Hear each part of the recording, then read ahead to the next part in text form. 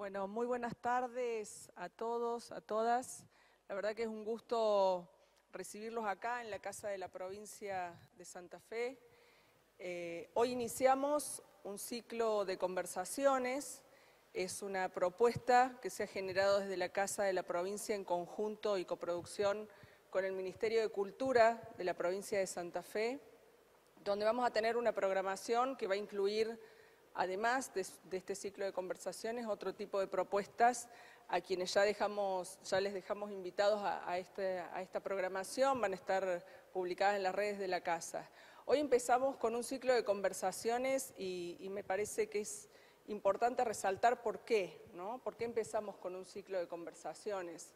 Creemos que es un espacio para poder escucharnos, para poder compartir un momento de encuentro, un momento de una intimidad donde podamos ir reconociendo, porque los conocemos sin lugar a dudas a quienes van a participar, pero sí reconociendo a distintas personalidades de la provincia de Santa Fe. Y decimos que es importante para nuestra casa porque estamos acá en la Ciudad Autónoma de Buenos Aires y siempre tenemos presente, porque es un pedido del gobernador Omar Perotti, que sea la vidriera, que exhibamos, que mostremos todas las potencialidades que tiene la provincia de Santa Fe y que sin lugar a dudas el aspecto cultural o la cultura de Santa Fe es un aspecto muy importante a exhibir, a mostrar y a compartir.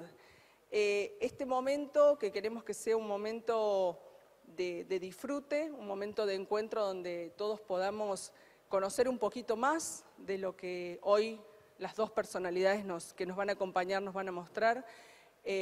Quiero hacerles extensivo a todos por el agradecimiento por estar, por participar, y bueno, los esperamos en los sucesivos encuentros que vayamos convocando acá en nuestra casa.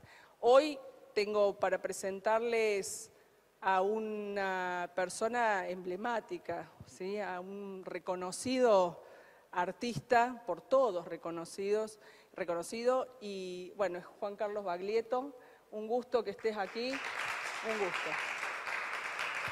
Un rosarino con una historia que había pensado, voy a ser completamente sincera, había pensado empezar a contar de qué se trataba, quién era, de dónde venía, y me parece que es un espacio, es algo para dejarlo al momento, para que Pichi de Benedictis, también otro gran rosarino nuestro que nos acompaña, para que entre ellos dos puedan llevar adelante este diálogo, este encuentro, y puedan rememorar seguramente historias comunes y también podamos conocer historias separadas de los dos, y que sea un momento, vuelvo a repetir, de disfrute entre todos, un momento que podamos relajar y poder disfrutar. Bueno, muchísimas gracias.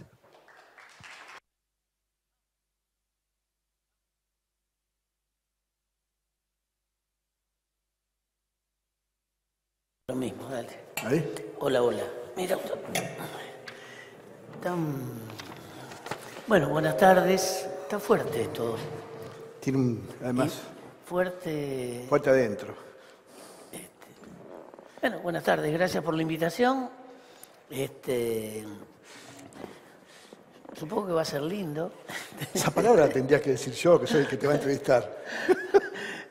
Gracias por estar acá, Juan. Bueno. Nada, la idea, con Pichi nos conocemos desde hace muchos años, entonces seguramente van a surgir cosas que tengan que ver con historias en común o con la historia básicamente de lo que puede haber ocurrido en la ciudad de Rosario a nivel artístico en los últimos 50 años. Y sí. Sí, claro. Y sí. Así que bueno, nada. Bueno, buenas noches. Muchas gracias por la oportunidad de estar acá charlando con un amigo. Mientras la semana pasada, o el tiempo que hablamos para hacer esta charla, hablamos de lo difícil que son las entrevistas, ¿no? O sea, que por ahí en las entrevistas puede pasar cualquier cosa. Y bueno, vamos a tratar de que sea una conversación, como dice Juan, sobre de dos personas que se conocen, pero además, básicamente, lo que estamos acá es para entrevistarlo a Juan. A quien conozco profundamente, conozco su actividad, conozco su obra, conozco...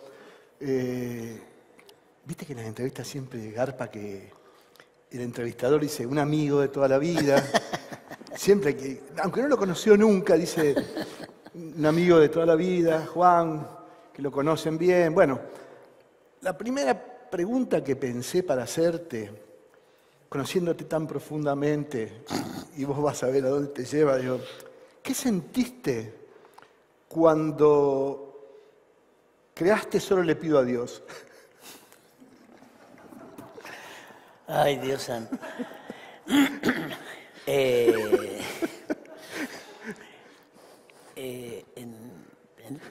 En el cúmulo de experiencias que uno ha tenido la oportunidad de vivir a lo largo de los años, yo me he sometido a muchísimas entrevistas, ¿no? Entrevistas, algunas que fueron muy amenas, muy gratificantes, y otras que fueron todo lo contrario y otras que fueron inexistentes, digamos, ¿no? Totalmente intrascendentes. Él hace referencia a una anécdota de nosotros, bueno, tocamos con el amigo y compañero de ruta Lito Vitales de hace 30 años. En alguna ocasión, hace ya una pila de años, estábamos grabando un disco en el estudio de Lito y estábamos por encarar una gira por el noroeste, por Salta, Jujuy, Tucumán, Catamarca, creo inclusive. Y entonces teníamos que hacer notas para promocionar esa gira. Arman una cantidad de notas y cae al estudio, interrumpiendo un poco la grabación que estábamos haciendo, el laburo de la grabación del disco. Caen dos cameraman, un cameraman con un asistente, qué sé yo. Teníamos pautado una nota, entonces decimos, bueno, vamos a hacerla, hagámoslo lo más rápido posible, así nosotros seguimos con lo que estamos haciendo, con esta grabación. No, tenemos que esperar porque falta la entrevistadora. No la voy a mencionar a la entrevistadora porque es conocida y no vale la pena. Llega la entrevistadora y nos pide que le decimos, bueno, vamos a hacerlo, dale, está puesta la cámara, está puesta la luz, vamos a hacerlo así, nos sacamos esto de encima, ¿viste? Bueno, chicos, la verdad que a mí me serviría más que hiciéramos notas por separado. Pero mirá, lo que pasa es que somos un dúo y estamos tratando de promocionar unos shows que son en dúo. Entonces, bueno, pero a mí me serviría más porque yo con eso cubro 2 programas. Bueno, dale, vamos a hacerlo, está bien, qué sé yo.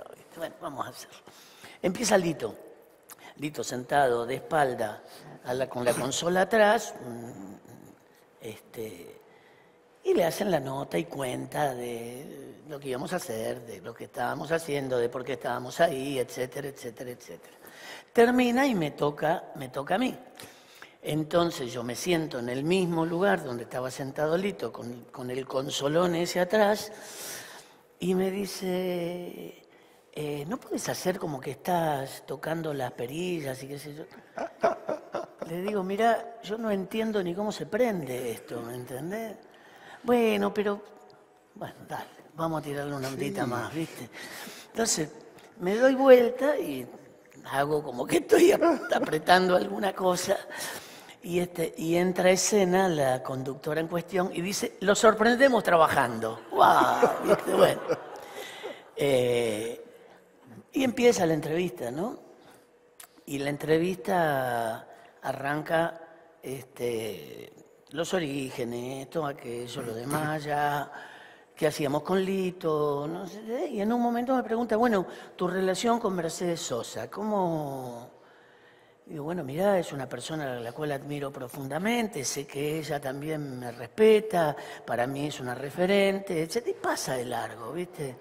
Pasa de largo. Como a los 20 minutos de entrevista, me pregunta, ¿en qué te inspiraste para componer Solo le pido a Dios? Le digo, pará. Hace 20 minutos que estás hablando con otra persona. Yo no soy León Gieco.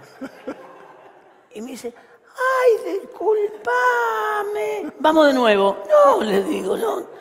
Bueno, nada, esta es la anécdota. Lo grave de toda la situación es que somos muy distintos con León físicamente, pero además a él también lo confunden conmigo. O sea, es un chino eso. Yo ¿viste? podría haber dicho, yo no soy Baglietto.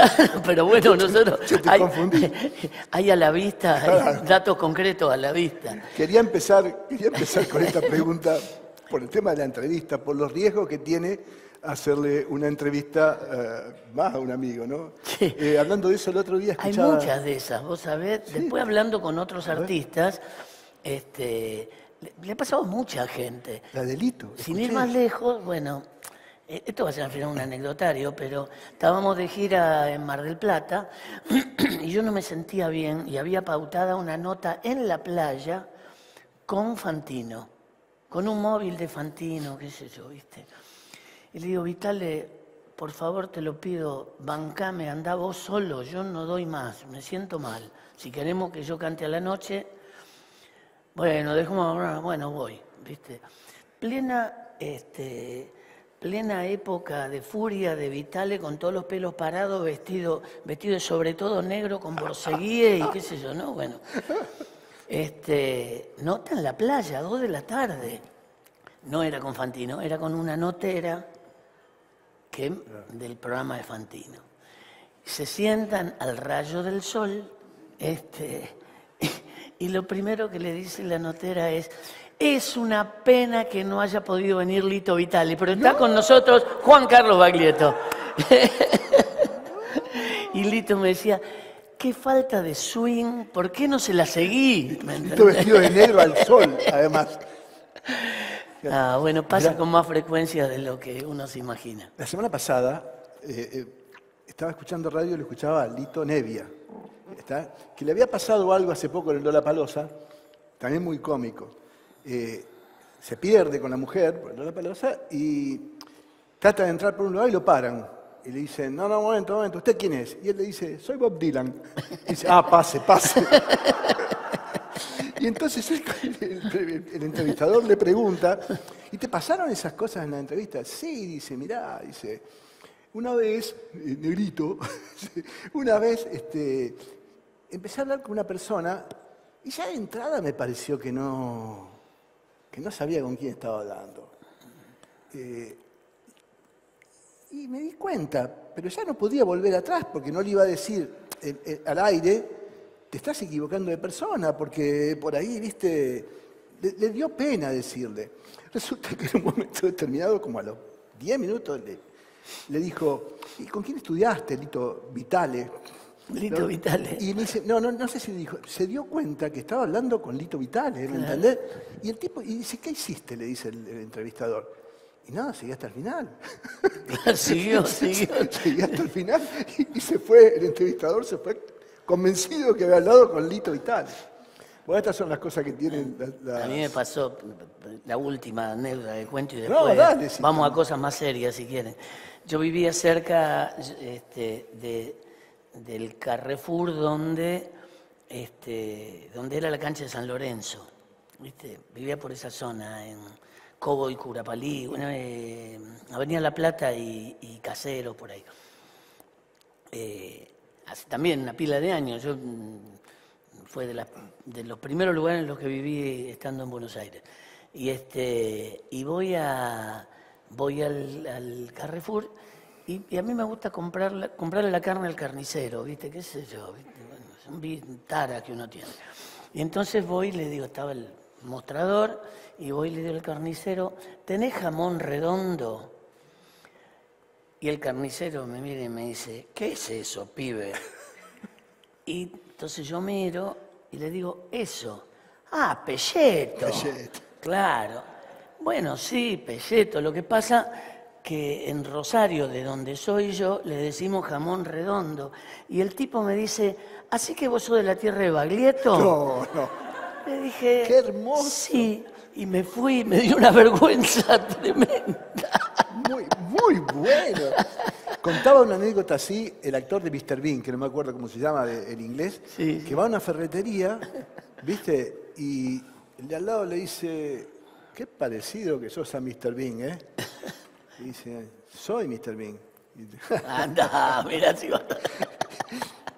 Bueno, soy, y parece ser que el tipo se empieza a enojar. Porque no le reconoce que no entiende es. que Mr. Bean, el actor, lo estaba cargando. Bueno, pero no lo vayamos porque a lo mejor a la gente de tantos canales de la provincia está ahí para escuchar cosas que tengan que ver con Bastante Juan. más interesante que esta. Cosa más interesante que esta. Pero también venimos a divertirnos y a hablar un poco de estas cosas que tienen que ver con la labor artística, ¿no? Vamos a algunas preguntas. La palabra inquieto, ¿te define? Sí, hincha pelota también. No, me define. pero no, con todo respeto, Juan. Sí, soy una persona muy inquieta. Lo fui siempre. Es más, creo que mi patología tiene un nombre científico, que es hiperkinético soy. Y me cuesta mucho quedarme quieto. Estoy siempre descargando a tierra, ¿viste? La patita y en general he desarrollado siempre mis actividades bajo Claro.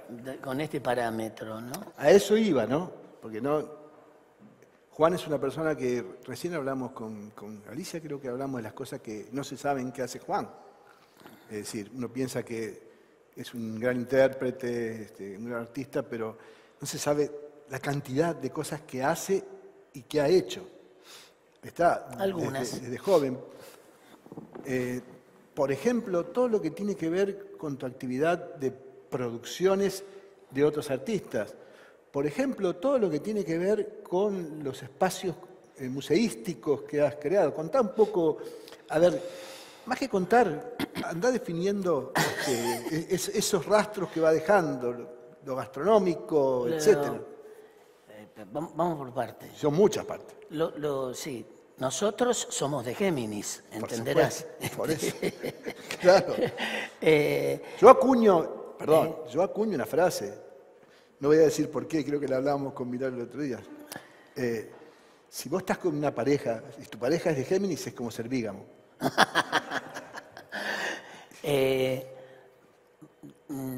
Vayamos por partes. Mi pasión por la gastronomía tiene que ver con un legado familiar, digamos. Después, si querés, lo desarrollo, pero mi relación con la arquitectura temática y con las puestas y todo eso tiene que ver con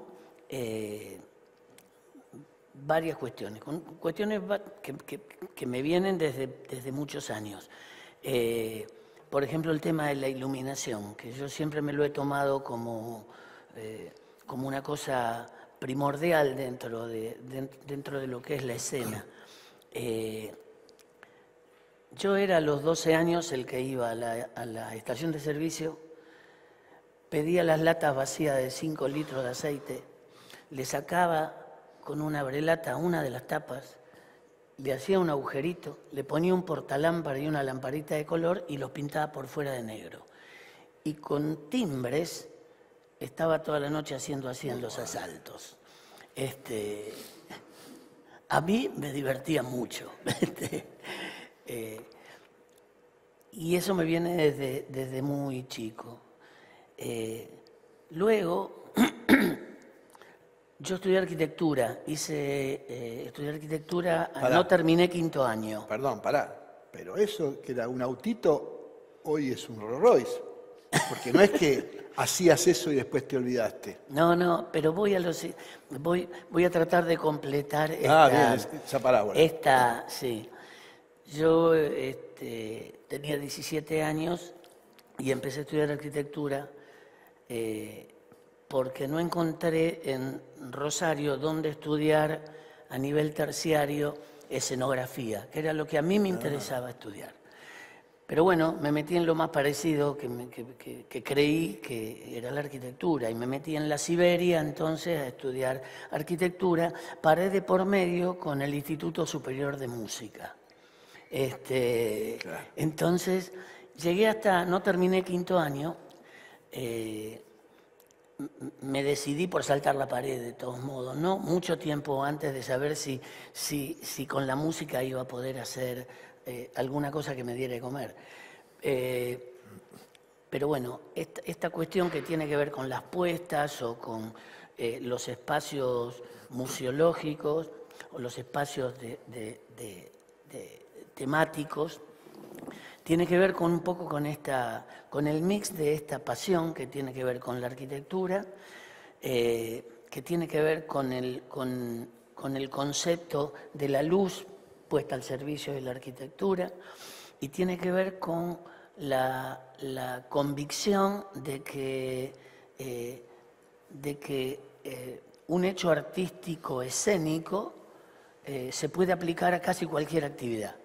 Entonces, la experiencia que de pronto me ha dado subirme al escenario me ha generado una gimnasia que me permite tener cierta habilidad al respecto de la otra actividad de la que estamos hablando. Y la arquitectura te desarrolla una característica que es ver las cosas antes de que sucedan. Y eso tiene mucho que ver la arquitectura tiene mucho que ver con la puesta en escena. O sea, de entender ese espacio que no existe, tenerlo en la cabeza y luego volcarlo y transferirlo a un hecho físico, molecular, palpable. Entonces, con el devenir de los tiempos, yo empecé siempre me pareció que los shows eran una combinación de lo que se escuchaba con lo que se veía, siempre. Y que si vos le preguntabas a una persona que iba a ser, te decía, voy a ver a tal. No te dice en general, voy a escuchar a tal. Y entonces, tomando como base esa idea, en mi propio show siempre me interesó que lo que se viera fuera el contenido adecuado, el paisaje adecuado para lo que se está escuchando. Y eso me llevó no solo a hacer de esta manera mi propio show, sino que lo viera algún otro y empecé a trabajar para otros artistas. Entonces empecé a trabajar para hacer puestas para otra gente, tratar de interpretar cuál era la necesidad de esa gente y en definitiva ponerme al servicio de las necesidades de transmisión que tenía ese artista. Como un traductor, alguien que sí, traduce, sabe lo que sí, sabe de los dos lados. En realidad todo tiene que ver con la intuición, no más allá del entrenamiento, más allá de que vos tengas el escenario a lo mejor te da cierto nivel de experiencia, te da también el ejercicio de la cosa artística. Te da un poco el desparpajo, te da esta cosa y yo, sumado a esto, yo trabajé con chicos durante 7 años. Yo animé fiestas infantiles, hice espectáculos para chicos, antes de grabar discos, antes y un poco después también, porque después del 14 de mayo del 82, en que presenté mi primer disco hace 40 años, Tiempos Difíciles, después aún seguía haciendo algunos cumpleaños. Pero quiero decir... El payaso Tolón, Sí. se los presento. Bueno, porque a lo mejor con el maquillaje no lo reconocían. Claro. Y el laburo por ahí de trabajar con chicos te da esta incontinencia verbal que siempre es tan necesaria a la hora de no ponerse un límite para crear, ¿no? Y entonces yo he hecho un montón de cosas, yo he sido parte desde algunas cosas suman favorablemente en el currículum, otras no tanto, digamos, pero yo he sido parte de los programas de Badía en la televisión, he sido parte trabajamos 11 años con Tinelli O sea, lo que se veía de Tinelli era laburo de mi empresa, del equipo de laburo con el que realizábamos esas cosas. Y he sido y sigo siendo parte de distintos equipos con los que generamos exposiciones temáticas. He sido parte del Museo de Boca, he sido parte del Museo de River, he sido parte del Museo de la Conmebol en Paraguay, he sido parte del vino en Cafayate, del Museo del Vino en Cafayate, he sido parte del Museo de la Constitución en Santa Fe y he sido parte y casi gestor, no principal, pero al cual me encargaron la obra, Antonio Bonfatti me encargó la obra del Museo del Deporte en Santa Fe. Ese cubo monstruoso que lamentablemente se inauguró pocos minutos antes de la cuarentena estricta, entonces recién se va como aceitando la posibilidad de que sea un espacio de mayor circulación y de mayor conocimiento.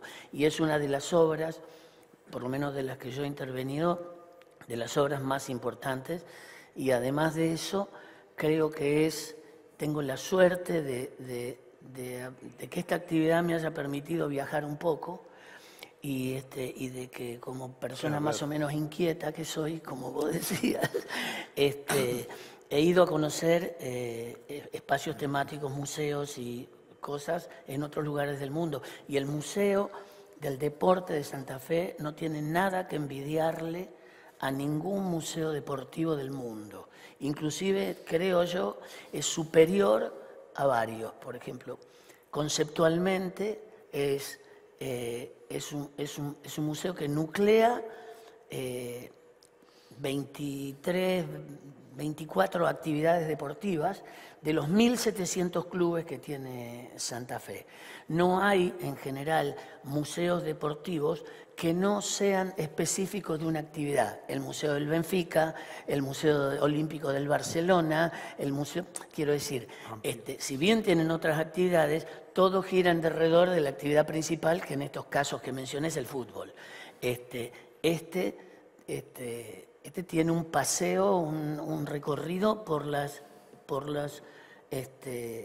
distintas actividades deportivas que tiene la provincia de Santa Fe, que son muchas y muy variadas, y por supuesto un reconocimiento a los deportistas de la provincia, que son miles. Sí, yo quiero contarles, porque tuve oportunidad de trabajar con Juan en un proyecto que, si bien no salió alguna vez, puede salir. Yo tengo expectativa de que alguna vez salga, ¿eh? Yo quiero contarle, no sé cómo transmitirle, porque uno lo conoce como músico, como cantante, ¿no? Y dice, ¿de dónde saca el tiempo para hacer todas estas cosas? Porque verdaderamente el proyecto es de una magnitud en materia creativa, pero a su vez es de una magnitud en materia de producción. Es decir, las presentaciones de los proyectos demuestran que atrás hay tiempo, equipos. Usted no tiene idea de la magnitud de lo que estamos hablando. No es un proyectito, una carpeta que llega a ver esas 3 carillas. O sea, el tiempo, la dedicación para ese tipo de cosas. Por eso decía que además invertiste, porque dijiste bien el tema de los equipos, de equipos de trabajo, ¿no? Pero vos tenés de alguna manera equipo en la iluminación, tenés... Sí, lo digo siempre, yo soy especialista en asuntos generales. Yo soy un poco, si se quiere, el coordinador muchas veces de esos equipos que son interdisciplinarios y en los cuales hay escritores, arquitectos, videastas, escultores, plásticos, etcétera, etcétera. Y sí, soy generador en alguna medida de muchas de las ideas que luego se traslucen en hechos concretos de comunicación, llevadas, implementadas y llevadas a la práctica por el equipo en su conjunto, digamos, ¿no? Yo venía escuchando, cuando venía en el auto para acá, de Rosario, venía escuchando algunos de tus discos, y me resulta sumamente coherente lo que vos decís respecto a estos proyectos con lo que son la construcción de algunas canciones, ¿no? Que quizás a lo mejor no se termine de entender lo que voy a decir, son como catedrales de la interpretación. Son de una magnitud esas interpretaciones. Si acá hay alguien que conozca de música e interpretación me va a entender mejor. Pero hay tantas capas funcionando juntas en esas interpretaciones que probablemente no sean para que el público las decodifique, sino para que al público le llegue la obra como una flecha acá. Entonces, cuando él hablaba recién de los proyectos, de cómo estaba en su cabeza, yo creo que es coherente con la forma en que están construidas las interpretaciones. Por eso quiero ir también a este tema que primero quiero decirles algo. En el momento en que Juan graba su primer disco, el escenario de la música argentina y del rock, donde se podría decir que te ubicabas vos, Ponele. no tenía intérpretes. No. No había intérpretes. No se podía ser un músico de rock sin componer. Repasemos. Luis Alberto Spinetta, Lito Nevia, Charly García. Todos. Ser un intérprete no estaba bien visto. No, era como una función menor dentro de las distintas tareas que componen una obra artística. ¿Lo pensabas eso? Y voy a hacer... Nosotros no pensábamos nada, nosotros, Claro. Pichi. O sea, Era claro, se opción. cumplen 40 años de la salida de ese disco, y entonces he hecho... viste que las cosas primero suceden y después uno trata, cuando alguien te las recuerda, trata de Entenderlas. encontrarle la explicación. Bueno, a mí me ha pasado frecuentemente en estos días porque he tenido que responder a preguntas que jamás me había hecho, ¿me entendés? Sobre qué sintieron ustedes cuando entraron al estudio y qué sentiste vos cuando... Nada, teníamos un nivel de inocencia, de Unas ganas. pasión, nos peleábamos por un acorde, nos agarramos a las trompadas, ¿me entendés? Y vos decís que nosotros sentíamos una cosa que nos era casi indefinible, porque estábamos asistiendo a un cambio de vida y además estábamos tratando de entender cómo se hacían las cosas. Nosotros nunca habíamos entrado a un estudio de grabación de más de 2 canales, que era lo que contábamos en Rosario, el estudio Sonus, en el sótano de la calle Dorrego. Eso era la tecnología mayor a la que habíamos tenido acceso. Entonces, de golpe nos encontramos en un lugar que era más o menos grande como este, quizá un poquito más, que eran los estudios de la EMI, que eran réplica de los estudios de la EMI Capitol en el mundo, con una consola que era la misma que nosotros veíamos en la foto que usaban los Beatles. Odeón era el sello de los Beatles. Claro. Entonces, nosotros no teníamos idea de nada, Pichi. O sea, estábamos tratando de entender dónde estábamos, qué estábamos haciendo. Sí teníamos, me corrijo, no es que no tuviéramos idea de nada. Teníamos mucha idea de qué es lo que queríamos musicalmente. Pero no teníamos los vicios de la industria. Claro. ¿Entendés? Nosotros veníamos con un nivel de inocencia que nos daba el desconocimiento. Nunca habíamos entrado a un estudio, nunca habíamos apretado un botón, Buenos Aires. Nunca habíamos vivido en una ciudad. Está bien, nosotros no venimos de una ciudad importante, grande, pero hace 40 y pico de años mudarse de golpe a Buenos Aires y nada, era un masazo, ¿viste? Y además pasaban tantas cosas a la par, no solo mudarse, las distancias que son tremendas, nos estaban pasando tantas cosas también, tan novedosas, que era muy difícil vivirlas naturalmente, primero que nada. Y después de eso hacer un análisis. O sea, el análisis lo hicimos cuando me empezaron a preguntar y a la distancia. Cuando veíamos, no teníamos... Pero ustedes se dan cuenta de que la obra que estaban haciendo... No nos dábamos cuenta de nada. Nos dábamos cuenta de que había cosas que no queríamos escuchar. Por ejemplo, los consejos de los productores avesados, de los que nos decían, la canción no tiene que durar más de 3 minutos porque si no, no te la van a pasar por radio. Tiene que durar lo que tiene que durar, qué sé yo, ¿viste? No, esta canción es demasiado triste, hay que compensar con canciones alegres. Esta es triste, hay otra que es alegre, qué sé yo. O sea, no hay nada que compensar, es la vida misma. Bueno, no le dimos bola a ese tipo de axiomas así que nos bajaban como mandatos divinos y creo que eso nos jugó a favor. Nosotros salimos a mostrar una cosa que era genuina, que no estaba contaminada por... que era un producto que tenía que ver con los intereses propios, que no tenía que ver, a lo mejor la compañía discográfica vio en nuestros propios intereses un interés potencial a nivel comercial, pero no respondíamos más que a nuestros propios intereses. Esa es una pregunta que la tenía para más adelante. En realidad quería hablar de cómo concebir la interpretación. Si me permitís, lo hablamos después. Y vamos a esto porque si no salimos de este clima, ¿no? Es decir, ¿cómo fue el descubrimiento, el trasvasamiento de Juan Baglietto de Rosario? Llega a Bagliano, ¿se llamaba? Julio Bagliano. Julio Bagliano, sí. Ve algo en Baglietto, está. ¿Y cómo te parece que los convenció a los tipos de Odeón? Mira, ve algo en Irreal. Él, bueno, además. Antes Irreal había habido un obras. Sí, había un grupo en el que yo entré a reemplazar a Bonicio, en realidad, en Irreal. Y con Julio Bagliano, Julio trabajaba con muchos otros artistas, inclusive trabajaba en su momento con Serú Girán, bueno. Estoy tratando de ordenar los tiempos y las ideas y qué sé yo, ¿no? Que se me complica. Con Irreal, en nuestra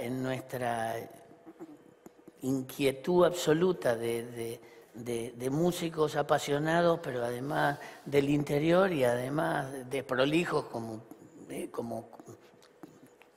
podíamos, hacíamos las cosas como podíamos, le encargamos a un amigo porque queríamos venir a tocar a Buenos Aires.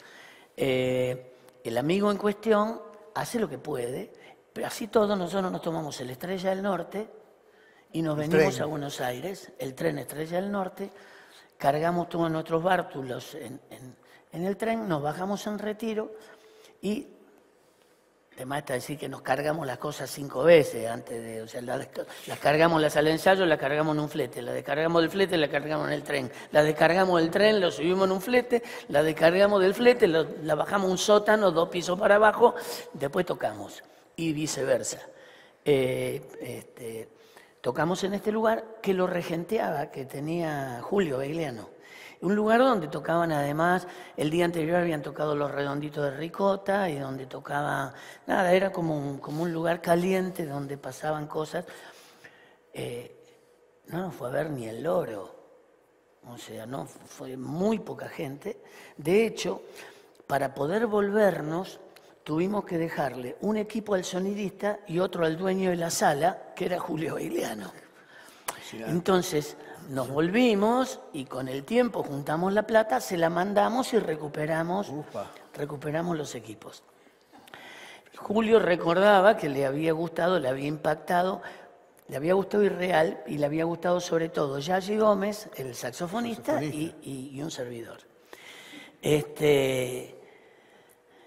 Pasa no sé cuánto tiempo y Julio, como manager de Facundo Cabral, va a Rosario.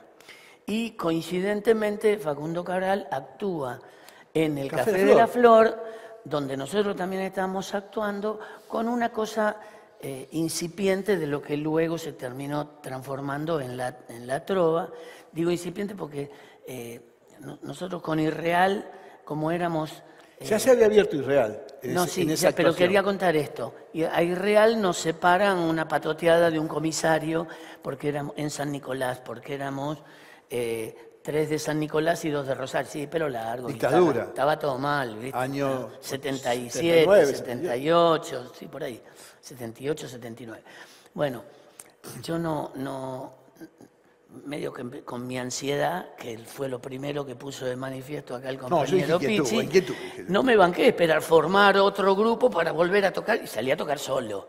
Y entonces convoqué a Silvina, con la que estábamos saliendo, y como nos conocíamos todos, a ver, vení vos, y tocábamos, ahí en el Café de la Flor. Coincidentemente con un show, éramos como los teloneros de una mujer que se llamaba Louise Blue. Una cantante de jazz, sí, de blues. Sí, que ya era muy grande en aquel momento. Sí, claro. Coincidentemente con estas actuaciones, Julio llega a Rosario con Facundo Cabral. Y bueno, nos ve por segunda vez, digamos. Pero ahí pasa la cosa. Al tiempo me llega una carta, papel, física. ¿Quiénes estaban en esa actuación? ¿En esa estaba actuación? Fito? Sí, estaba Fito, estaba... ¿Rubén? Estaba sí, creo que estaba no sé si estaba Rubén o estaba Gudi Poloni. Estaba Maxi Hades en batería, capaz que estaba el Sapo, estaba Raúl Giovanelli en clarinete, estaba Silvina, no me acuerdo quién tocaba el bajo. ¿Algunos de esos terminan siendo tu banda cuando dicen Claro, estaba Fito. Y Rubén se suma también. Sí, Rubén estaba en ese momento. Termina siendo que Julio tenía relación con la organización de un festival que se hizo en ocasión de la venida de Frank Sinatra a la Argentina, organizado por la revista Humor y La Trastienda.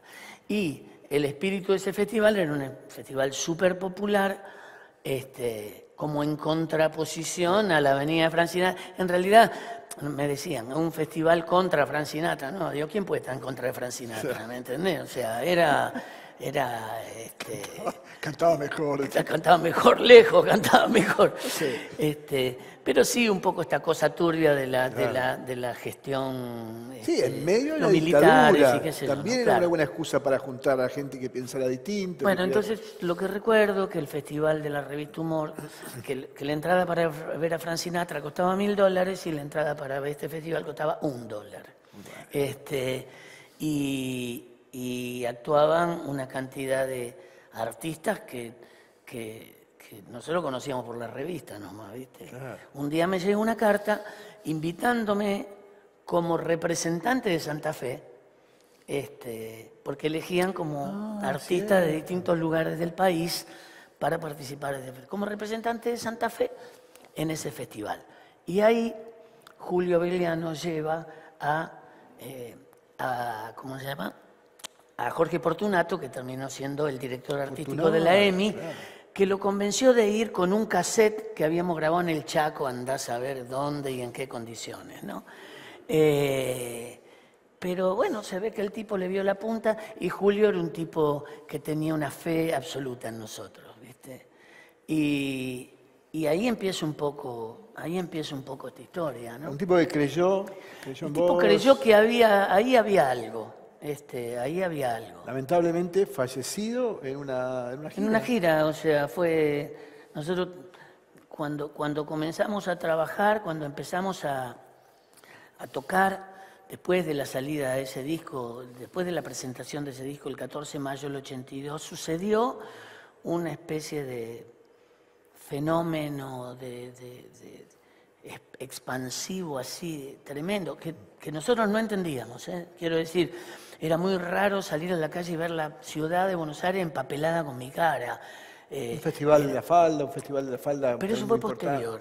Eso, bueno, en realidad eso fue anterior, estoy mintiendo. Claro. Fuimos al Festival de la Falda como Ilustros Desconocidos, porque el disco todavía no había salido. Nosotros lo grabamos en noviembre del 81 y el disco salió en abril del 82. Y el Festival de la Falda fue en febrero del 82. Llegamos ahí, viajamos arriba de las tumbadoras, sentados y arriba de los bolsos, así, y bueno, y fuimos, se rían, decía, pero era así. Y llegamos a la falda y en la falda sucedió un fenómeno así Claro, tremendo. de compinchería y de complicidad absoluta con la gente y pasó algo tremendo, tremendo que nos daba un poco la pauta de... Che, y hay de que esa venirse a Buenos Aires. ¿Cómo? Hay que venirse a Buenos Aires. Entonces hablaste con los pibes, ya armaste la banda al venir. ¿Quién No, viene, quién no viene? A mí me piden que grabe un disco y firmo un contrato y yo digo, pero y me quieren poner músicos de sesionistas. Y entonces yo digo, no, esto nada, es un equipo de laburo, o sea, en el que cada uno cumple roles y qué sé yo. Además son amigos míos, o sea, qué sé Pero otra yo. vez usaste la palabra equipo. Y que yo laburo en equipo, sí. Y entonces, un poco regañadiente, la compañía discográfica dice, mirá que como pianista te podemos poner a Rapoport, ¿viste? Que dice, bueno, está bien, pero nada, el que toca conmigo es Fito, no es Rapoport. Y bueno, fue así la cosa, grabamos ese disco, nos hospedaron en un... Todos se subieron al tren. ¿Cómo? Todos se subieron al tren. No hubo uno que dijo, no, yo... No, pero porque había El entusiasmo, la había mística, una pasión, claro. no, había una irracionalidad también en esa pasión, ¿viste? Pero además todos le vimos la punta, no jodamos. Quiero decir, bueno, no importa, porque me fui para otro lado. Quiero decir, nosotros trabajábamos mucho. Después de que pasó lo que pasó y sucedió esta eclosión, donde era avasallante realmente entrar al supermercado y escuchar la música y subirte a los taxis y escuchar la música y ver la cara empapelando, o sea, Un sueño. nada, Sueño hecho realidad. por primera vez, casi por primera vez, creo, una compañía discográfica multinacional ponía al servicio de unos artistas que venían del interior y que cantaban una cosa que no se entendía muy bien dónde meterla y qué sé yo, pone al servicio nuestro una maquinaria que en general ponía al servicio de otras músicas y de otros artistas. Y pasa lo que pasa. La coyuntura sociopolítica que tenía que ver con la decadencia de la dictadura, manotazo de ahogado, guerra de Malvinas, y terminamos siendo la banda sonora junto con otros artistas, la banda sonora de ese momento. La prohibición de los milicos de pasar música en inglés por las radios, o sea, se generó toda una Ahora, qué plataforma curioso, Qué curioso porque ese disco sale en marzo del 82. Sale... O en febrero, Puede ser, 2 sí. meses antes de Malvinas. Sale en una compañía inglesa. Sí, Que- toda una gran contradicción. No, sí. no, pero para la compañía inglesa que no puede seguir poniendo música inglesa, acaba de descubrir un artista nacional que además tenía una mística muy nacional, porque hay que escuchar las letras. Digo, y de golpe descubre que con Juan Baglietto, esto va a parecer absurdo, pero puede reemplazar a los Beatles porque No, pero... Juan, quiero decir, Odeón se tiene que ir del país un año después o 2 años después, ¿te acordás? No, Se va a Chile. duró... El disco Ese Tiempos Difíciles fue el último disco que se grabó en ese estudio, porque la compañía a nivel global decidió no tener más estudios propios, y ese estudio se transforma en un templo budista, al que pedí entrar una vez, y ahí donde yo cantaba había un Buda como de 3, 4 metros de altura, era una cosa increíble. Ahí pasa otra cosa que me parece que es interesante destacar. O sea, hablaba yo de los chicos que se suben al tren, a Estrella del Norte, y vienen con vos, que eran los músicos. Músicos, a ver si nos entendemos. Fito Páez, Rubén Goldín, uno de los mejores guitarristas que había en Rosario, un cantante de puta madre. Silvina, Garré, todos se fueron convirtiendo gracias a... es un negocio como que se diversificó, ¿no? Y era un grupo formado por solistas, lo lógico duró 2 discos, digamos, ¿no? Demasiado, claro, digo. Y esa ola hace que otros sellos vengan a Rosario a buscar otros grupos. Está en los que, a ver, yo me acuerdo, Abonicio firma con CBS, nosotros firmamos con CBS. Llopis, a quien también, entonces venía la compañía y decía, si Odeón tiene esto, yo quiero esto de Rosario. Imagínense, se abrió un arco para todos importantísimo. Pero yo creo que la otra delegación importante que trae Juan y que devela Juan, o revela, si quieren, ha sido el caballo de Troya de los compositores rosarinos. Sí, gracias. Como Juan es básicamente un intérprete, Gracias. Él viene con un repertorio de compositores rosarinos, y no todos, pues yo calculo que también lo que pasa con los músicos, no sería raro que te hayan dicho, ¿por qué no metes una canción en CBS? Esta es una anécdota que contaban los trovadores. Vos entraba y había, por ejemplo, dice, había un tipo en la puerta, entraban los trovadores y le decía, che, Romerito, acá tengo una samba para que la cantes. Había una oferta de canciones. No, gracias, samba tenemos. La hacemos cueca, rápido la hacemos cueca. Entonces, también... Había gente, Pichi, ¿Eh? nada, es Sí. un picoteo en lo que está diciendo. Había gente que registraba nombres nomás en Sadaic. ¿Me entendés? Para cuando vos ibas y querías ponerle una canción, te llevaré contigo, es mío eso, ¿viste? ¿Me entendés? Negociemos. Bueno, nada. Y el tipo dice, yo vengo con mis autores. Está. Y adentro de ese caballo de Troya, que tenía la imagen de Juan, Buda luego, venían Jorge van der Molle, que yo creo que es uno de los compositores... De habla hispana, más grosos de los compositores de habla hispana. De habla hispana. Venía Adriana Bonicio. Venía Lalo de los Santos. Lalo de los Santos. Venía una serie de compositores rosarinos que se hicieron conocidos. Alberto Cagliacci. Por eso digo, Rafael Bielsa, vos... Venían que se hicieron conocidos gracias al caballo de Troya.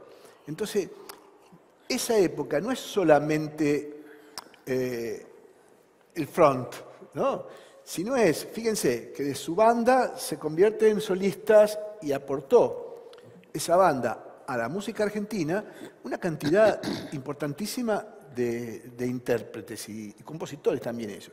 A su vez los compositores que hoy por hoy se fueron instalando. Me parece que ese es para nosotros, quiero decir, más allá del público que le reconoce a Juan sus condiciones interpretativas, que yo quiero que después las analicemos un poco más, quiero saber más me quedé con lo de la interpretación, porque me parece que es muy importante, no puede pasar desapercibido. Juan es la cabeza de playa de algo que después alguno identifica en algún momento, en algún lugar, con la trova rosarina. Es decir, ¿por qué? ¿Qué sé yo? ¿Por qué? Porque había, a lo mejor eran canciones. Sí, yo fui el portero, Pichi. Sí. Sí, yo fui pero no es que abrió la puerta. Eso es un montón. Nosotros no seríamos, a lo mejor, para la propia ciudad, yo te entiendo, pero no le bajemos yo no me bajo la importancia a que ha ningún tenido. lado, no. Y en cuanto a lo de la trova rosarina, como decía antes, yo creo que lo que nosotros hacíamos era medio inclasificable, porque sí veníamos del rock, pero sí vivíamos al lado del río y eso se escuchaba. Sí veníamos de una ciudad grande, pero no tan grande como para tener exclusivamente una visión urbana del arte. Veníamos con una inocencia, como te decía antes, y eso generaba un tipo de música que era medio inclasificable, ¿sí? Y sumarle a eso que éramos como parte del rock nacional, y dentro del rock, salvo raras excepciones como fue Serú Girán en su momento, no había grupos que hicieran voces. No habían grupos que tuvieran varios cantantes y eso era una característica. Entonces, como no sabían muy bien en qué casillero ubicarnos, creo que fue a Sibila Camps que se le ocurrió... Yo también creo que fue Sibila. Que se le ocurrió mencionarnos como la trova rosarina, en clara alusión a la trova cubana, a la nueva trova cubana, pero con la gran diferencia de que nosotros no éramos un movimiento organizado, éramos unos rascabuches que lo que queríamos nos era conocíamos tocar de jugar a la pelota, ¿eh? Nos conocíamos de ir a jugar a la pelota a Sagrado Corazón, algunos Nos conocíamos de que, ¿sabés qué? Nos conocíamos de que sabíamos que Néstor Racia tenía el único equipo Fender que había en Rosario y que lo tenía prestaba. la Ovation. Y Baglietto tenía la Ovation. Che, Juan, sí, claro, ¿podés prestarnos la Ovation? Sí, Juan, cantate unos temas. Yo lo digo siempre, a nosotros nos unió el espanto. Sí. Nosotros nos juntamos para hacernos un poco más fuertes, para hacernos escuchar. Porque si vos recordás, Rosario por aquel entonces era una ciudad bastante indiferente a sus expresiones locales. Por supuesto. Y cultora del cholulismo porteño. De la misma manera que los cholulos porteños miraban hacia afuera, los rosarinos mirábamos a Buenos Aires. Y siempre era, como digo, ¿qué va a ser artista? Yo lo conozco, iba a la vuelta en mi casa, lo veo en camiseta. Y lo de los medios también. Yo me acuerdo, nosotros hicimos una gira por Costa Rica y nosotros íbamos bastante a los medios. Claro, yo ya había ganado, por ejemplo, el Festival de Cosquín, que es una cosa importante, ¿no? Y me acuerdo que estaba en Costa Rica en un reportaje y me dijeron, Héctor es compositor. Y medio me reí, porque nunca en la radio rosarina me habían dicho compositor. ¿Viste? Era medio como, ay, soy compositor. Sí, soy compositor, me están diciendo lo que soy. Rosario de alguna manera desvalorizaba o no le daba importancia a eso. Y ese es otro valor de esta movida que encabezó Juan. Le da a la ciudad también una importante cuota de autoestima. ¿Está? Yo me acuerdo algunos hitos. Bueno, yo creo que sale Trova Rosarina del festival en Newell's. Dicho sea de paso, me paro. Lo que hay que presenciar. Seguimos. Sí, es un silencio. Sí. No sé si eso te da alguna respuesta. Hubo otro Newell's, mire, hubo otro Newell's donde vos cantaste con Silvina. Y yo me acuerdo, había un compositor muy importante en Rosario, que era el Gordo Bolea, no sé si lo conociste, José Luis Bolea, que sí. Que frente a una canción me dijo un día, esto no lo va a poder cantar la gente nunca. No, a mí se me caían las lágrimas cuando Juan cantaba. Ese día cantó, ¿qué son esas palabras? Una canción que está en su segundo disco, me parece. Sí, segundo o tercer disco, no sé. Y la gente la coreaba. Entonces digo, wow, no simplifiquemos, no consideremos que la gente no puede hacer algo, hagamos, y después, es decir, lo que se consiguió, que la gente coreando y aplaudiendo a sus propios artistas, bueno, fue maravilloso. Yo conseguí dos cosas en particular. Más enemigos y perder bastante plata. Pero la plata va bien, Baglietto. Lo importante es la salud, decís vos. Te quiero hacer una pregunta. Escuché el disco hoy, pero ¿qué tiene que tener una canción para que vos la elijas para tu repertorio? ¿Qué te parece? Yo soy un tipo que tiene desarrollado el instinto. Dame una buena respuesta, Juan. No, ¿y qué te voy a decir? Ya hablamos de quién te dice no, sí. Es que vos estás buscando respuestas científicas a cosas que no son sí, para nada bien. Científicas, ¿me entendés? Gracias a todos. No, para mí es una canción. Yo tengo un instinto que está compuesto por, luego por lo menos apoyado en dos o tres cuestiones. Esas son las que me interesan. Una, que me sea posible técnicamente.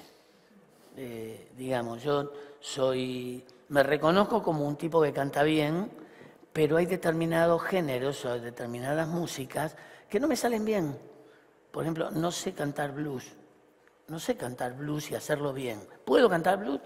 Puedo, pero no me sale lindo. Que esté dentro de lo que es mi registro, que yo tengo un registro amplio, no para abajo. Para abajo tengo, para arriba sí. que cuente una historia que me sea creíble y que me sea posible, además.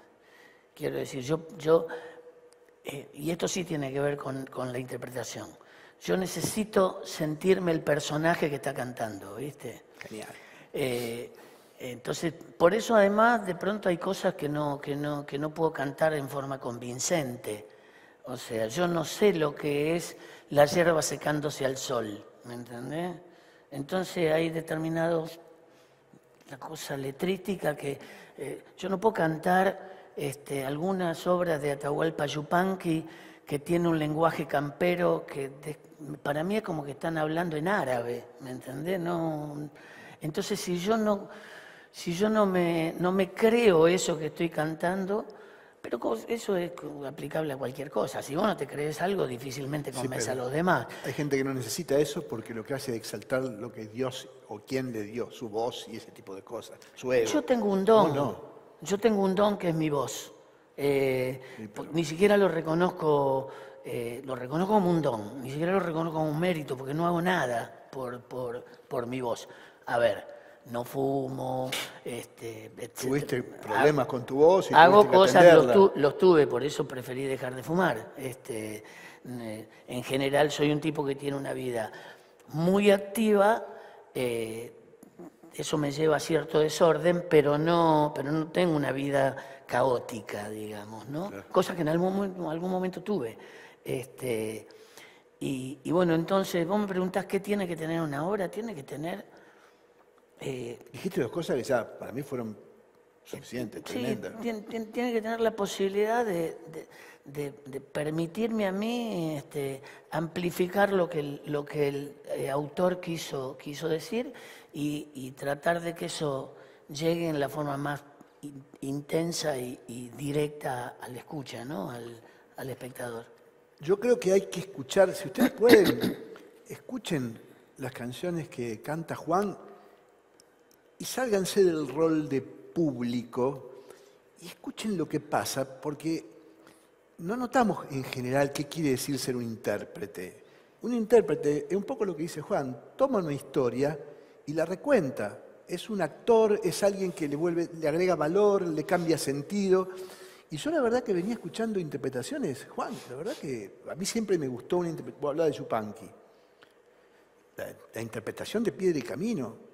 Es decir, Juan es un tipo que llega a un nivel de, en el mejor sentido de la palabra y el más vasto, de dramatismo en la interpretación, es decir, que merece ser atendido, ¿está? Y por eso no es que, al estar convencido de él, no es que se convence solo él, sino que nos convence a los que estamos escuchando. Ya no es su voz. Préstenle atención al acento de la interpretación. Determinada palabra necesita de una inflexión distinta, necesita de aire. Me detuve a pensar dónde está respirando este tipo. Es decir, ¿dónde respira este tipo para llegar a eso? Necesita que el sentido, reforzar el sentido de la palabra sin exagerarlo, sin caer en el kitsch. Y voy a contar una anécdota respecto a tu voz, al don que vos decís, muy cómica. El otro día, a eso de las 7 de la tarde, recibo un mensaje de un colega nuestro.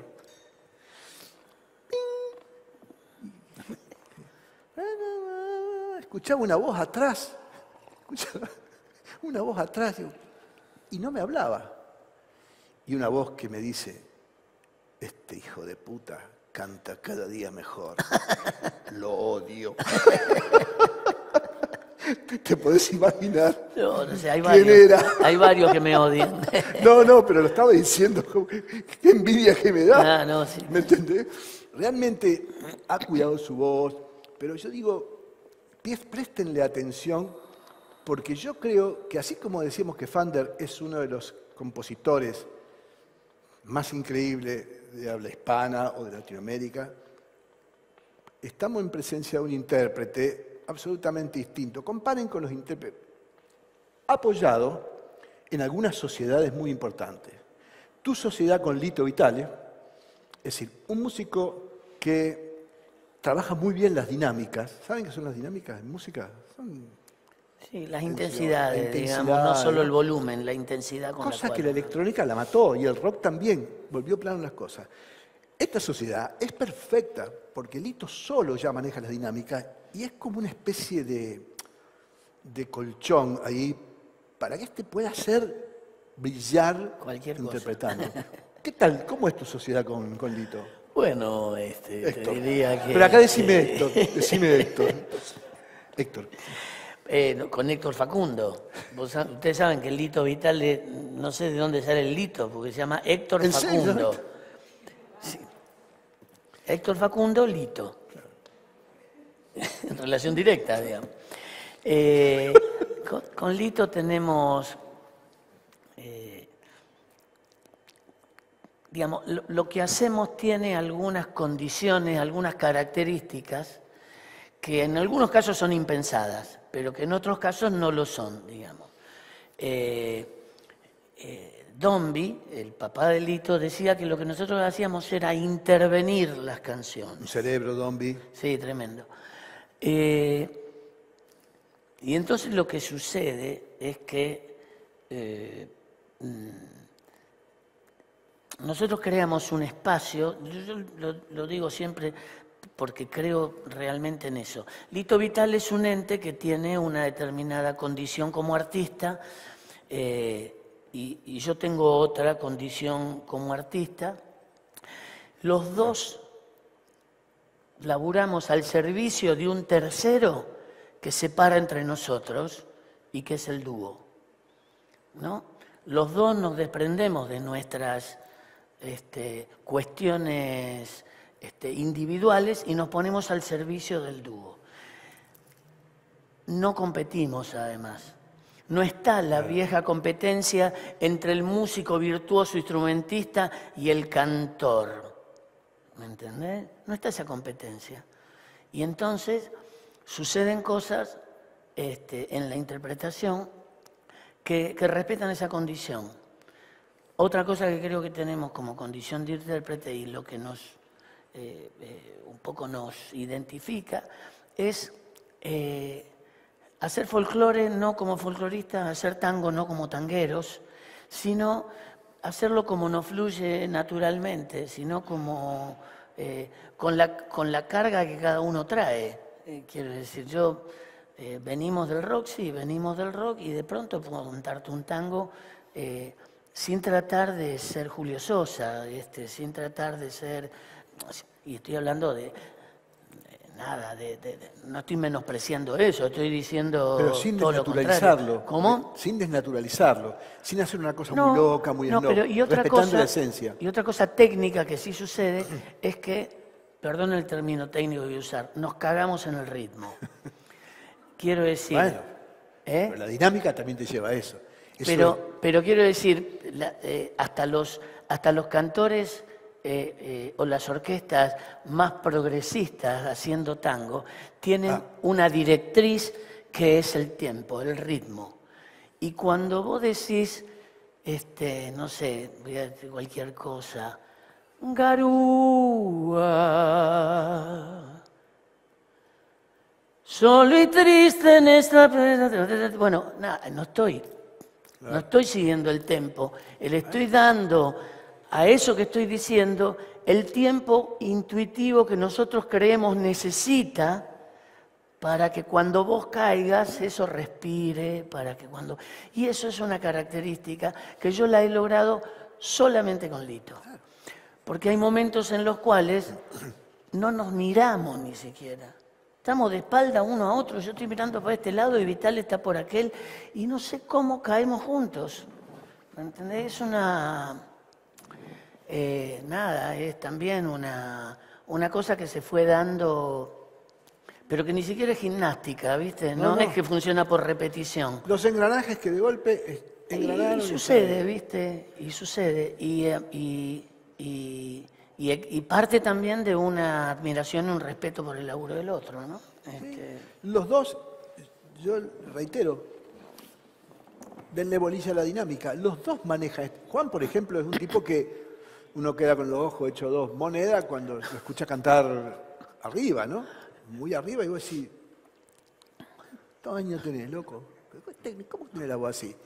Pero guarda, cuando tiene que bajar y tiene que generar climas, los dos, escuchen la otra música de esta manera y escuchen cómo grandes artistas son muy planos. Es decir, la historia, lo que dijo Juan es fundamental, la historia está por arriba de ellos. El relato, la canción está por arriba de ellos. Yo creo que eso es el gran valor que tienen juntos. Y has tenido otras sociedades, es decir, con Jairo, con... No, con Jairo pasaban otras cosas también, ¿no? Distintas. Bien, o sea, con Jairo somos complementarios también en un poco en el dramatismo, pero cada uno jugó un rol distinto dentro del dúo, ¿entendés?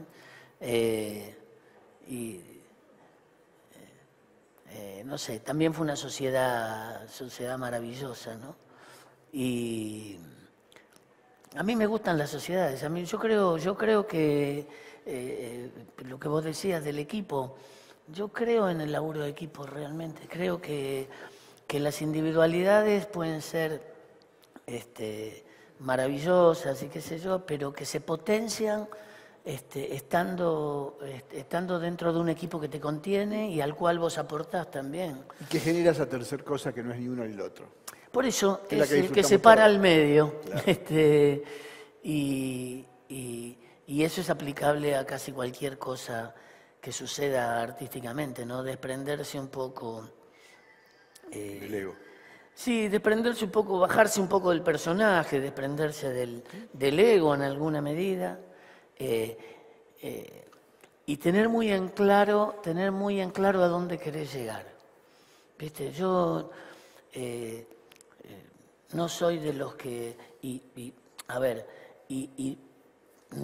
mi carrera artística y nuestra carrera artística, la sociedad con Vital, lo que sé yo, tiene que ver con tener en claro el método con el cual querés hacer las cosas, el lugar al cual vos te dirigís, a quién te dirigís, que eso no es la cuestión de llegar siempre al sitio más alto por el camino más corto, y somos la prueba viviente de que es posible. Somos artistas que no estamos prácticamente en los medios, como casi todos, como casi todos los artistas locales, salvo excepciones, ¿no?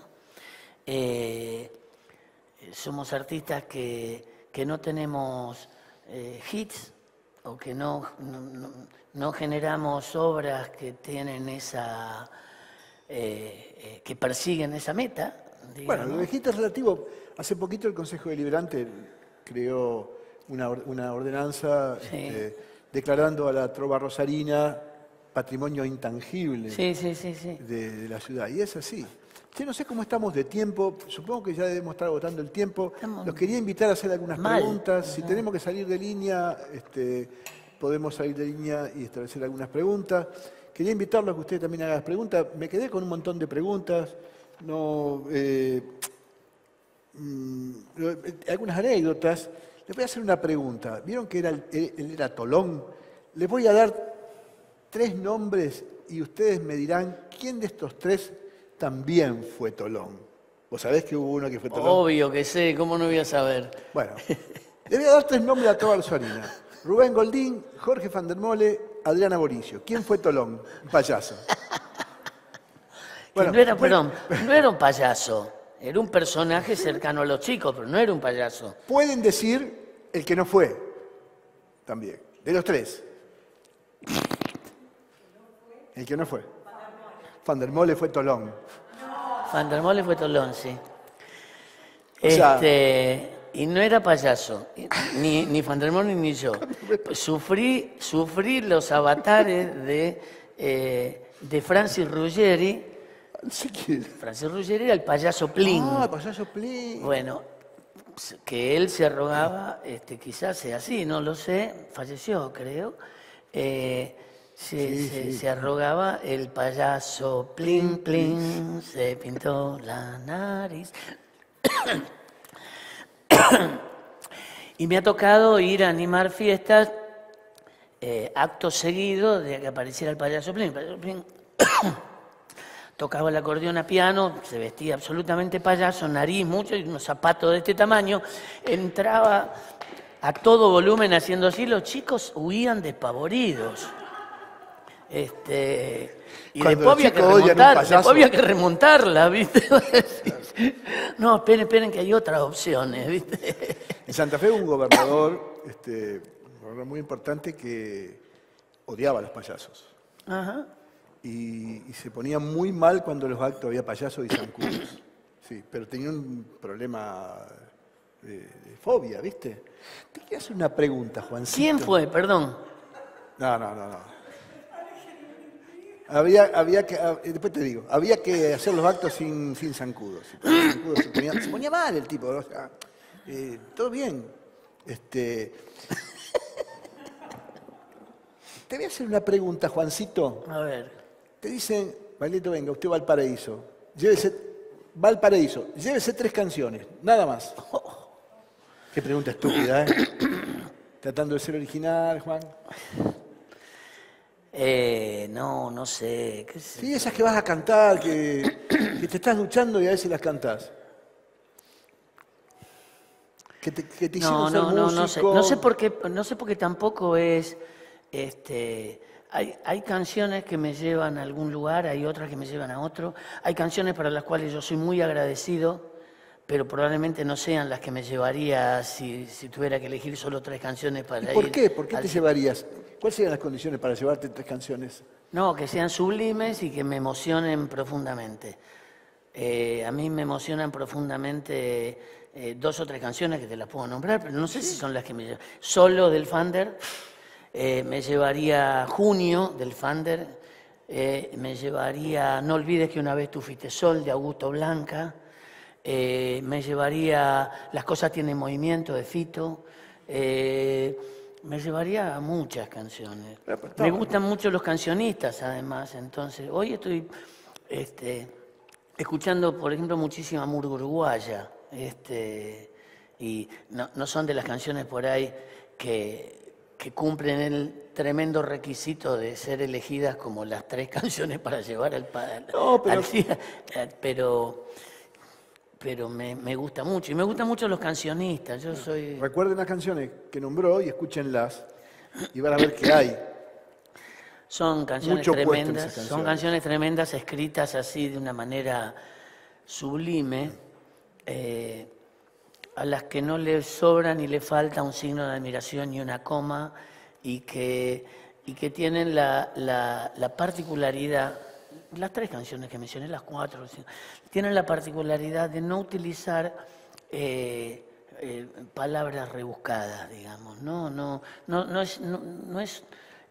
Es erudita la composición o la poesía, es erudita en su forma, pero no es pirotécnica, ¿viste? Claro. Mirá lo que te dije, mirá, agárrate esa, mirá qué groso que eso. No te lo voy a decir porque no estarías en condiciones de entenderlo. Bueno, nada. Sorprenden. Se usan palabras muy sencillas, combinadas de una manera genial, de una manera sublime. Y cuentan historias, además, tremendamente dramáticas. Una, Junio o Solo, es que según el Fander le robó una cantidad de cosas a Borges. Dice, habla sobre la soledad en el más amplio y profundo de los sentidos. Junio habla del episodio de Costec y Santillán, pero contado por uno de ellos. Tremendo, es tremendo. Tremendo. Qué sé yo, nada. En otra escala de cosas, canciones como No olvides que una vez tú fuiste sola, a mí me produce mucha emoción cantarlas, porque son canciones que me parece que son necesarias, que son útiles para la emoción, en realidad para el bienestar del que las escucha, ¿viste? Claro. No te olvides de que vos sos esto, ni que venís de acá y de acá. Y nada, pero bueno, escuchen, ya estoy descubriendo la soda con lo que estoy diciendo, ¿no? Pero escuchen Pero alguna... vale la pena escucharla de otra manera, escucharla con atención. Como ya dentro de poco vamos a tener que comer, podríamos ir viendo el tema de la gastronomía en tu vida, que es una... Supongo que la pandemia te habrá encontrado en tu casa, y en la pandemia fue que empezaste a trabajar estos videos. Siempre le interesó Los videos la sí, gastronomía, ¿eh? Siempre los le videos interesó la sí, pero gastronomía. a mí me gusta, me interesa la gastronomía, básicamente me interesa la comida, digamos, es como, viste, uno es gordo pero me viene un legado familiar ese, Ibas a contar algo de eso. sí, yo fui criado en una casa, en una familia de clase media popular, donde nunca faltó nada, ni nunca sobró nada. Mi papá ferroviario, mi mamá ama de casa, 4 hermanos, y el sitio, la convocatoria permanente y la gran mayoría de las actividades de la casa se desarrollaban en la cocina. Y en la cocina entonces no solo se comía, sino que se vivía en la cocina, ¿no? O sea, era el centro neurálgico de la casa. Y tuve la suerte de tener una madre y una tía abuela, qué sé yo, y una abuela misma, pero que ella vivió poco tiempo, yo la disfruté poco tiempo, que eran muy interesadas en la cocina, en un tipo de cocina además de un hogar de clase media popular. Quiero decir, ahí era donde realmente había que ser creativo, porque tenía que ser creativo con muy pocos elementos, no solo por una cuestión económica, sino por una cuestión de disponibilidad de cosas y por una cuestión cultural, porque los argentinos en general hemos sido siempre muy cascote para la comida, muy milanesa con papa frita, bife, a mí no me saque. Vas a Nueva York y que te va a comer un bife chorizo en Nueva York, ¿viste? Sí. Bueno, Curado, decir, curado 3 meses a en mí, una... a mí me ha tocado de tener la suerte de poder viajar a algunos lugares donde te encontraba con gente, compañera mía, que me daba vergüenza ajena. Me decía, ¿viste? ¿Qué es esto que me servís? Oh, boludo, o sea, valoralo. Bueno, nada, y me interesa, te digo, como un legado familiar, porque la comida era un tema de conversación también. Yo llegaba de la escuela y mi mamá me servía, qué sé yo, tal cosa, hecho con lo que conseguía también, y me contaba cómo lo hizo, y a mí me interesaba, y yo, nada, me iba quedando. De hecho, nosotros los 4 hermanos somos bastante cocineros los 4, y en la pandemia sucedió que yo empecé me pareció, a ver, estaba viviendo con mi novia, con Paula, y me pareció que había que hacer alguna cosa. Yo cocinaba todos los días, de todos modos, pero había que hacer alguna cosa, alguna acción para refrendar, para apoyar esta cosa de quedarse en casa, no salir, respetar la cuarentena, ahorrar. Entonces me pusimos a hacer unos micros de cocina reciclada, que era un poco inspirado en la cocina de mi mamá, que si vos te ponías ravioles ahí adelante y decías, ay no, los ravioles no me gustan, a la noche te encontraba los ravioles y al día siguiente te encontraba los ravioles, digamos, hasta que los comías. Ella tenía su manera de reciclar,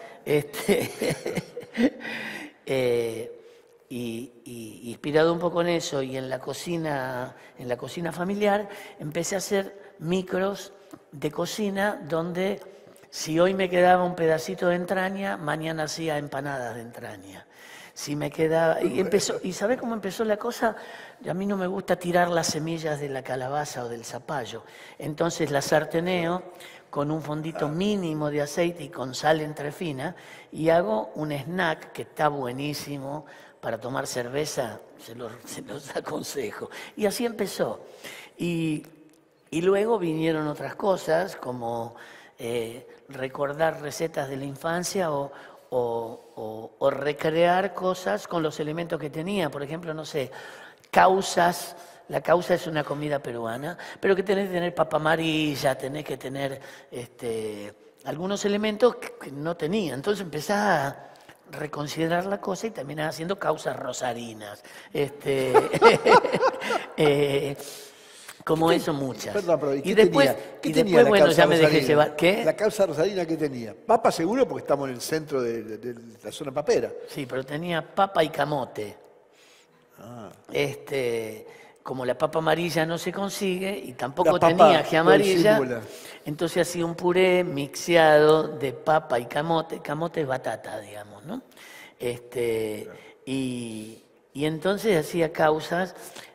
No tenía un aro tampoco para armar la causa, entonces recortaba botellas de gaseosa y me armaba unos aros antes de tirar la botella y hacía la causa metida dentro de un aro de gaseosa, de un recorte de una botella de gaseosa. Se comía todo eso, ¿no? Después. El aro de gaseosa del plástico No. Después decís, bueno, chicos, ya, No, apagar la claro. cámara, vamos a comer. Claro que se comía. Hay sí. un pendiente de tener un restaurante. No. Hay pendiente de un programa de cocina que pergeñamos, inclusive hice un piloto que no me gustó, pero trabajé durante toda la cuarentena, trabajamos con mis hijos para acondicionar un lugar para tener un estudio que tuviera una cocina. Un hombre inquieto encerrado, no sé si se entienden, encerrado 1 mes y medio. Y sí. viste, antes de pegarle trompada a las paredes.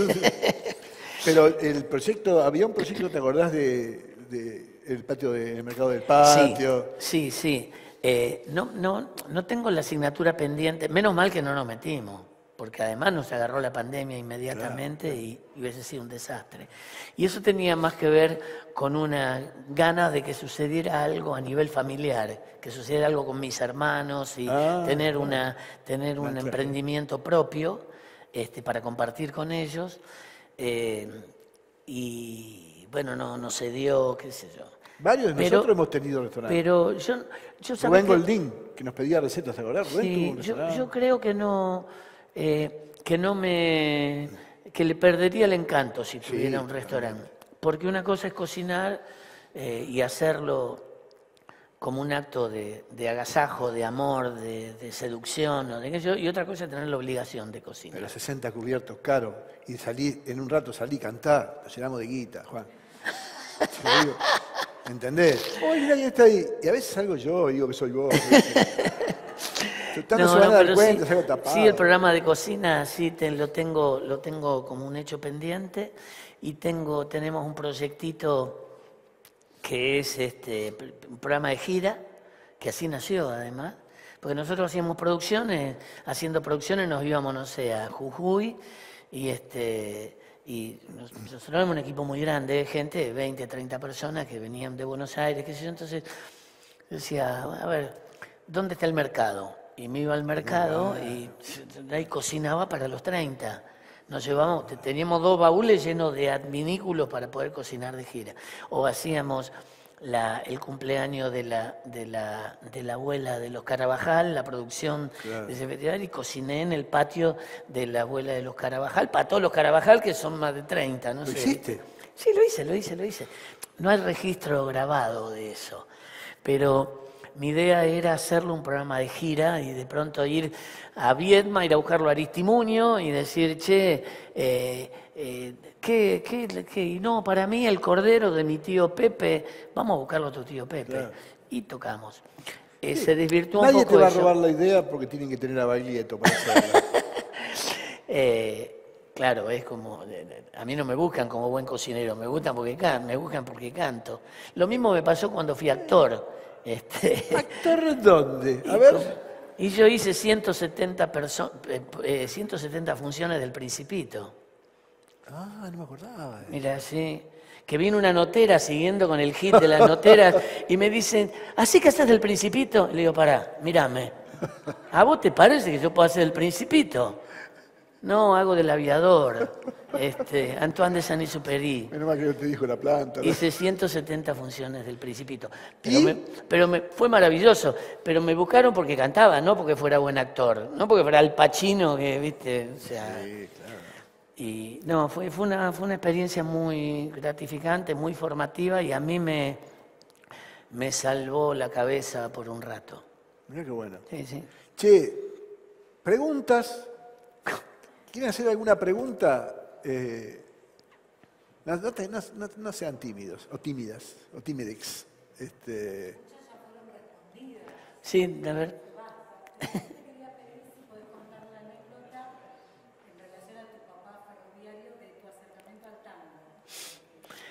Sí, no hay mucho, no hay mucho para contar a nivel anecdótico. En realidad yo, mi educación, yo no vengo de una familia de audiófilos, de melómanos, vengo de una familia donde se escuchaba era la radio y los discos que ponía mi papá en el combinado. Y lo que yo escuchaba era tango, porque era lo que escuchaba mi papá.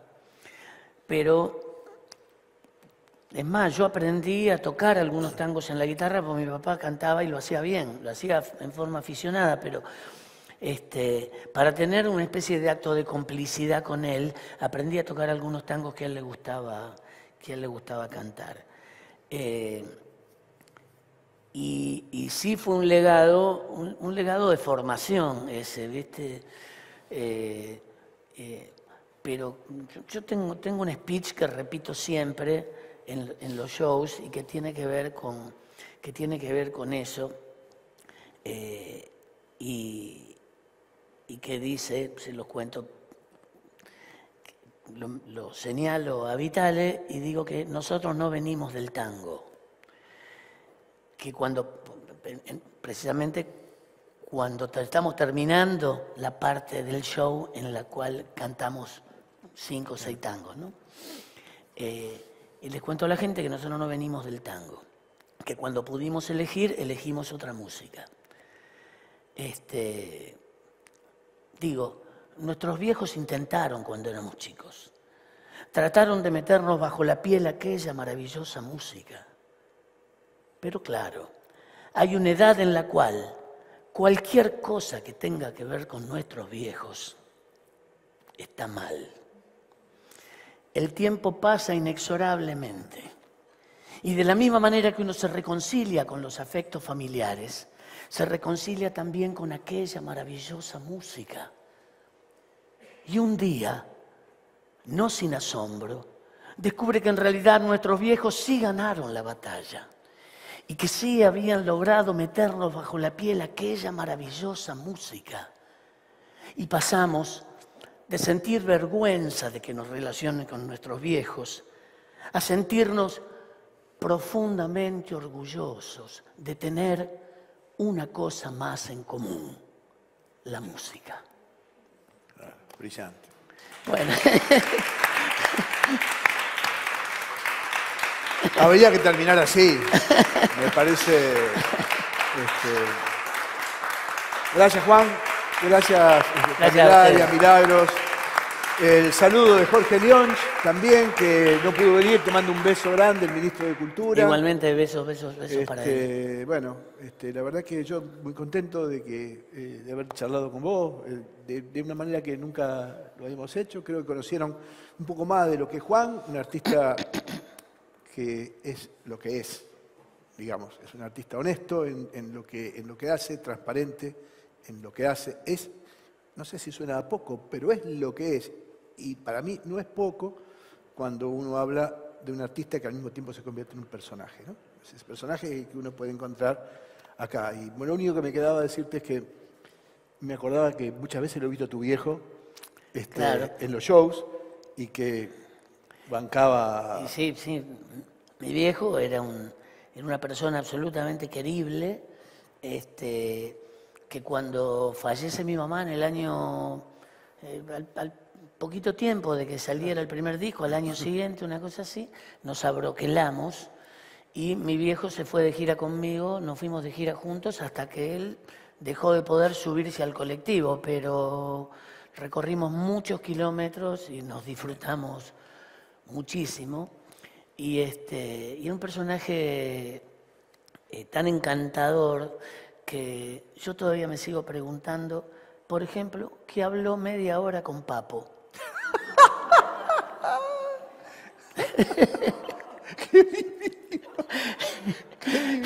O con Luca Prodan, que terminó abrazado ¿En así. serio? Sí. Era un encanto de persona.